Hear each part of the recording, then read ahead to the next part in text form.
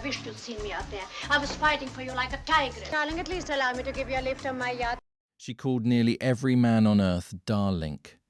She married 9 times and joked about it on every talk show that would have her.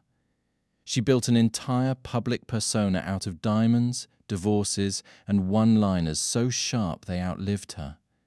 But strip away the jokes, and a very different story sits underneath. A daughter born, by her own mother's account, out of an act of violence. A family that had to run for its life out of Budapest.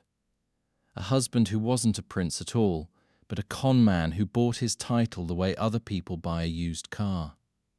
A decade spent immobile, sedated, and fought over by the 2 people who were supposed to love her the most. This is the real story of Zsa Zsa Gabor, not the one-liners. What actually happened to her? She was born Zsa Gabor on February 6, 1917, in Budapest, then still part of the Austro-Hungarian Empire. Her parents were Vilmos Gabor, a soldier-turned-jeweler, and Janka Tillerman, known as Jolie, who ran a luxury jewelry store in the city. The family name had originally been Grun. It was Hungarianized to Gabor in 1916, the year before Zsa Zsa was born, and though the girls were later christened, the family was of Jewish origin on both sides. The nickname stuck because, as a small child, she simply couldn't pronounce her own name properly, and Zsa Zsa was what came out instead. It followed her for the rest of her life, long after most people forgot she'd ever been called anything else. She wasn't an only child, and she wasn't even the center of attention growing up. Magda, the eldest, was born in 1915. Eva, the youngest, arrived in 1919. Zsa Zsa sat in the middle, and by most accounts, that middle position shaped her more than people realize. Their mother Jolie was, by every description that survives her, a formidable and relentlessly ambitious woman. She had wanted to be an actress herself, but lacked the looks and the talent for it, according to people who studied the family closely, so she poured that ambition into her 3 daughters instead. The girls grew up wealthy, tutored, and polished for exactly the kind of life their mother had planned for them. Zsa Zsa herself later described a childhood full of lakeside vacations, chauffeured cars, and parties lit by crystal chandeliers. She studied at a Swiss finishing school and entered the Miss Hungary pageant as a teenager, finishing as second runner-up. It wasn't quite a win, but for the rest of her life, she would tell people she had. By 1934, she was already performing on stage in Vienna, and the following year, she made the first of 9 trips to the altar. She married Burhan Belge, a Turkish diplomat, in 1935, and for a while she went by the name Sari, not Zsa Zsa, as his wife. That marriage would not survive the decade, and neither, nearly, would her entire family.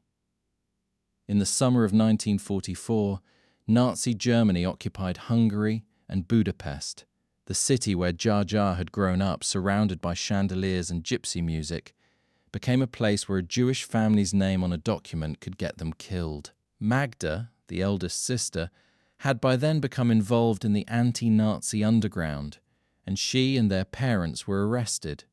She survived largely because she had also become involved with the Portuguese ambassador, who intervened and secured their release. By this point, Zsa Zsa and Eva were already out of the country, and their parents' escape from Budapest depended on connections neither sister could have arranged alone. On July 8, 1944, Zsa Zsa's parents fled Budapest during the Nazi invasion, aided by her then-husband, hotel magnate Conrad Hilton, whose wealth and connections helped move them out of danger. It's a detail that rarely makes it into the punchline version of Zsa Zsa Gabor's life.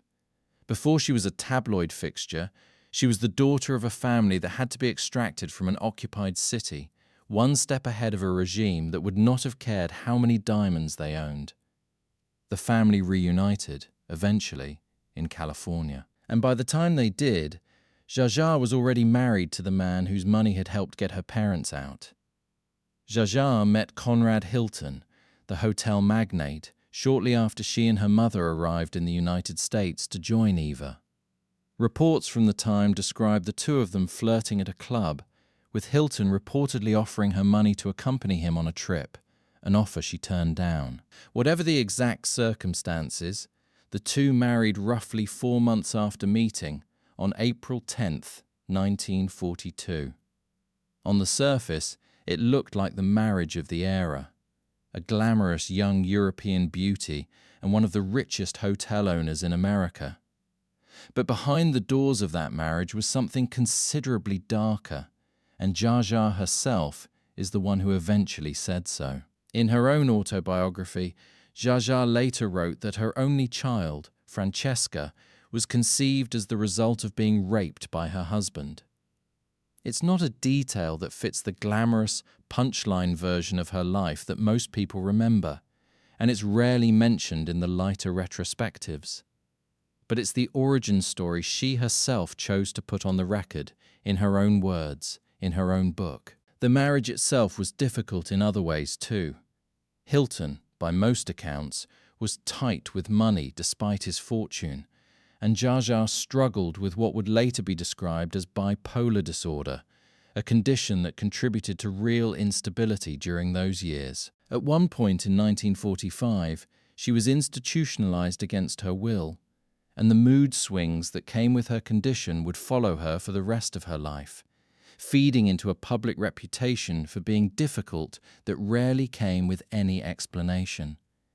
Gabor and Hilton divorced in 1947, and by then their daughter had already been born. Constance Francesca Hilton arrived in March of 1947, the only child Zsa Zsa Gabor would ever have.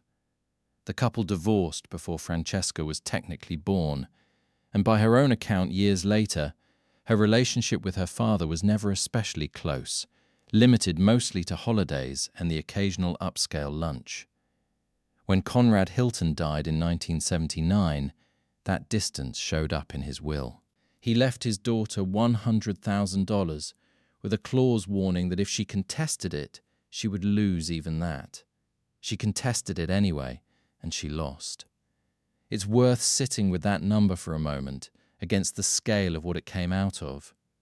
Conrad Hilton's estate at the time was estimated at roughly $200 million, and almost all of it went to his charitable foundation rather than to his only daughter. Meanwhile, her half-brother Baron went on to win voting interest and income rights in the Hilton Company itself, eventually building a fortune of his own off the family name Francesca had been all but written out of. That imbalance, a mother who became one of the most photographed women in America, and a daughter who was quietly pushed to the margins of the family fortune, would end up defining the rest of Francesca's life. But her mother's marriages were only just getting started. After Hilton and before the man she would eventually be remembered for marrying, Zsa Zsa went through husband after husband, each one adding another chapter to a reputation she leaned into rather than fought. In 1949, she married the actor George Sanders, best known for All About Eve, and the two stayed married until 1954. The split was reportedly bitter enough that Sanders later married Zsa Zsa's own older sister Magda in 1970, seemingly just to get under his ex-wife's skin. That marriage to Magda lasted roughly 6 weeks before it fell apart. Between the two of them, George Sanders is the one man who managed to marry 2 different Gabor sisters in his lifetime. The marriages after Sanders came in rapid succession, and most of them barely register as footnotes today. She married financier Herbert Huttner in November of 1962, and that marriage lasted until March of 1966. Just months later, in March of 1966, she married oil businessman Joshua Cosden Jr., a marriage that ended in divorce by October of 1967. After that came inventor Jack Ryan, then attorney Michael O'Hara, and then actor Felipe de Alba.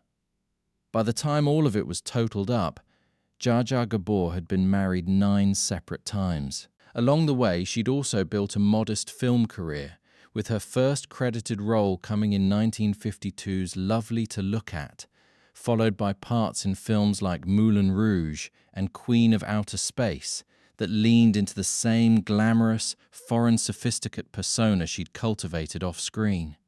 She wasn't shy about any of it, either. Where her contemporaries tried to project wholesome domesticity, Zsa Zsa presented herself as something else entirely, a worldly, unapologetic woman who wasn't interested in traditional homemaking, who was openly transactional about love, and who made no secret of enjoying the wealth that came with it. If people wanted to call her a gold digger, the subtext of her entire public act was always the same. She was worth every bit of it.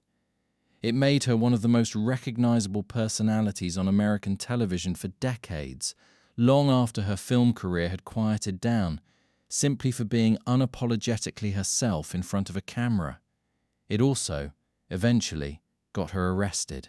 In 1989, Gabor made headlines for an entirely different reason. She slapped a police officer after he pulled her over for a driving violation, and she was arrested for assault. During the trial that followed, comments she made about the officer led him to file a slander suit against her, and she was ultimately sentenced to 3 days in jail after failing to complete the terms of her probation. It became one of the defining images of her later public life, the once glamorous European sophisticate, now generating headlines for slapping a cop on the side of a California road. But by the time that incident happened, she had already met the man who would end up as the final, longest, and strangest chapter of her marital history. Frédéric Prinz von Anhalt met Zsa Zsa Gabor at a party thrown by novelist Sidney Sheldon in Holmby Hills. By his own later account, he engineered the meeting deliberately, showing up to the party in a fake German military uniform, driven in a rented Rolls-Royce with a student driver, essentially conning his way in the door specifically to meet her. His real name, at that point, was not von Anhalt at all.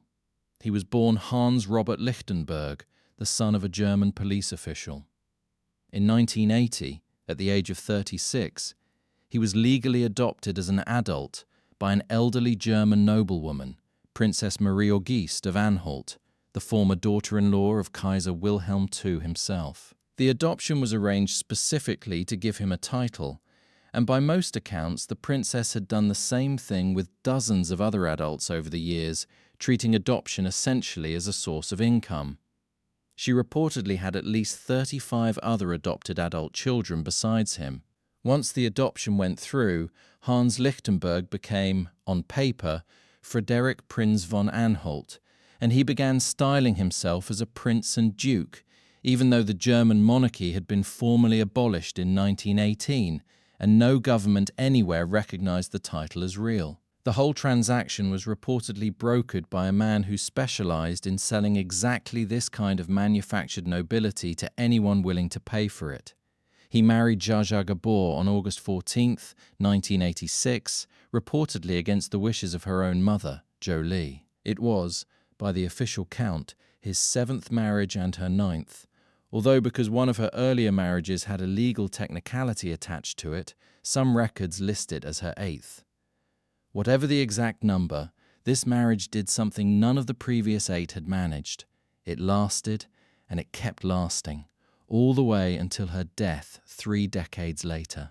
Media reports at the time consistently placed the age gap between them at around 25 years, with von Anhalt the younger of the two, though both of them were famously cagey about their exact ages.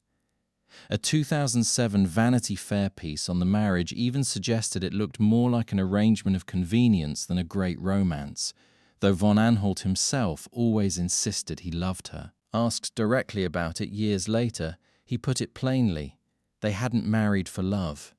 It had started as a friendship, he said, and turned into something more only after enough time together. The title scandal didn't end with his own adoption, either. During their marriage, Zsa Zsa and von Anhalt were reported to have adopted at least 10 adult men themselves, each one reportedly paying sums as high as $2 million for the privilege of legally changing their names to Prinz. One of those adoptions, of a man named Oliver, happened while Zsa Zsa was still alive. Years after her death, von Anhalt would continue the practice on his own, adopting a 27-year-old man on a reality television series built entirely around the concept, explaining that a title and an estate needed an heir, and that he had simply run out of family to give it to. It was an unusual foundation for a marriage. But it turned out to be the one relationship in Zsa Zsa Gabor's life that outlasted almost everything else, including, eventually, her relationship with her own daughter. While her mother worked her way through 6 more husbands after Conrad Hilton before finally settling with von Anhalt in 1986, Francesca Hilton was building a considerably harder life of her own. Growing up, she'd had the trappings of enormous wealth: celebrity parties, mansions, blue ribbons from horse riding competitions, trips to Paris and Rome. But her early demons pushed her toward comedy for a while, and by the accounts of people close to her, that outlet didn't last either. As an adult, Francesca worked a patchwork of jobs to support herself: acting, stand-up comedy, and a stretch working for her father's charitable foundation. She also worked professionally as a photographer and a publicist through parts of the 1980s, and she briefly dated actor Peter Sellers. None of it added up to financial security. By her final years, a family friend and spokesperson described her bluntly: she wasn't living in a house on Mulholland Drive as a lady of leisure. She simply didn't have the money to fight the kind of legal battles her situation demanded. And her situation, as her mother aged, demanded exactly that. In the summer of 2007, with her mother, then 95 years old, Francesca went to court asking a judge to place Zsa Zsa in a conservatorship, arguing that von Anhalt was isolating her mother and keeping her heavily sedated, and questioning whether her mother's finances were being properly managed. "By isolating me from my mother," she wrote in the declaration accompanying her petition, "not only does her current husband deprive her of my love and companionship, but he goes against estate planning documents that appear to reflect her wishes that he not be in sole control of her affairs." By her own account to the Los Angeles Times the following year, Francesca said she had gone years at a stretch without seeing her mother at all, since von Anhalt had to personally approve any in-person visit. A spokesperson for Gabor and von Anhalt offered a narrower window. She could visit on Sundays, when the doctor happened to be present, specifically so there would be, in his words, no funny business. Von Anhalt saw the entire fight in a very different light. He dismissed her allegations outright, telling reporters it was probably the last card she had left to play, framing it as being entirely about money and her fear of being left with nothing once her mother eventually passed. He would later go further, claiming Francesca had accused him of compromising her mother's dignity and security for attention and profit, of fostering what she called a circus atmosphere around Gabor's declining health, and even alleging he had plans to have her body preserved for public display after death, claims he denied. He also claimed Francesca had described her mother, at 94 years old, as wanting to mother a child, calling the whole situation simply weird, and said Francesca remained worried, right up until her own death, about her mother's health, her home, and what would be left of the family's fortune. Francesca never got to see how any of it resolved. On the night of January 5th, 2015, she died of an apparent stroke or heart attack at Cedars-Sinai Medical Center in Los Angeles at the age of 67. She was with her fiancé, Michael Natsis, at the time, who administered CPR before paramedics arrived, though it wasn't enough to save her. Her publicist and longtime friend, Edward Lozzi, said the two of them had been on the phone just minutes before her death, discussing a book she was writing, when she stepped away to use the restroom and never made it back out. Just weeks before her death, Francesca had actually won a real legal victory, successfully petitioning a court to order von Anhalt to allow her visits and to stop spending her mother's money on himself after years of being locked out. She died before she ever really got the chance to use it. Francesca was cremated, and her ashes were placed beside her Aunt Eva Gabor at Westwood Village Memorial Park Cemetery. And in one final, quietly devastating detail. Her own mother wasn't told the truth for months. Her husband never told Zsa Zsa that her only daughter had died, reportedly out of concern for how the news would affect her fragile physical and emotional state. Zsa Zsa herself would die 23 months later, having spent nearly 2 of her final years by her husband's own choice, believing her only child was still alive. Whatever anyone believes about who was right in that long, bitter custody fight, that single fact is hard to sit with. A mother who outlived her only daughter and, for the better part of 2 years, never knew it. By the time Francesca died, Zsa Zsa herself had already been through a decade of serious physical decline, most of it playing out in public, filtered through her husband's frequent updates to the press. In 2002, she was partly paralyzed in a car accident and had needed a wheelchair ever since. In 2005, she suffered a stroke. In July of 2010, she broke her right hip, leading to repeated hospitalizations. By January of 2011, gangrene had set into her right leg, and most of it had to be amputated. Her left leg, at the time, was under threat of the same fate. By 2015, at 97 years old, she required around-the-clock care, having survived that broken hip, the leg amputation, blood clots, and a string of other ailments along the way. In 2014, reports surfaced that she was in a coma in a Los Angeles hospital after the earlier car accident's effects had worsened, though those reports would eventually prove to be inaccurate. Through nearly all of it, von Anhalt remained the public face of her condition, the one giving updates to reporters, the one deciding who could and couldn't see her. It was a level of control that Francesca fought for nearly a decade, in and out of courtrooms, before dying without ever fully winning it back. Zsa Zsa Gabor died of cardiac arrest on December 18, 2016, in Los Angeles, at the age of 99, a life that had spanned 2 continents, 9 husbands, and 11 decades. It's easy, looking back, to remember Zsa Zsa Gabor as a punchline. The 9 husbands, the dahlink, the slap heard round Hollywood, her own famous line about it, "I believe in large families. Every woman should have at least 3 husbands." That version of her is real, and it's the version she spent 7 decades deliberately building in front of cameras, because it made her one of the most recognizable women in America long after her film career had quietly ended. But underneath that persona sits a much harder story. A girl whose family had to flee an occupied city to survive a war. A daughter conceived, by her own mother's account, out of an act she never consented to. A woman institutionalized against her will in her 20s for a condition nobody around her fully understood at the time. A marriage to a man who had built his entire identity, title included, out of a purchased adoption and a stolen uniform. A daughter locked out of her mother's final decade, fighting in courtrooms for the right to simply see her, who died without ever fully winning that fight, and whose own mother didn't find out for nearly 2 years.